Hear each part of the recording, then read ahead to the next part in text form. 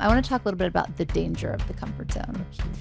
So it's probably one of the most dangerous things in life. Honestly, it is, because basically what happens is it's not your life you're living, and then it passes you by and you're like, well, what happened here? This is not what I thought it was going to be. So the first is dependency on things and routines, rigid, inflexible, being very upset when things don't go as planned. It's the first danger. The second is you will lose skills. And I think this is really scary.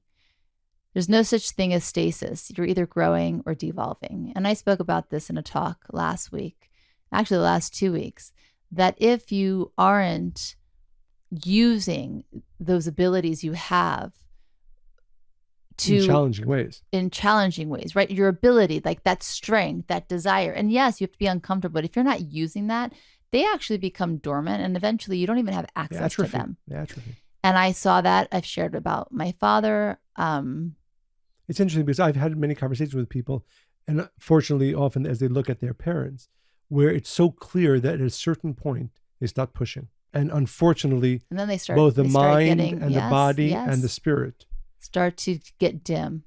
So dim eventually they start to become invisible. And then you just don't have access to them anymore.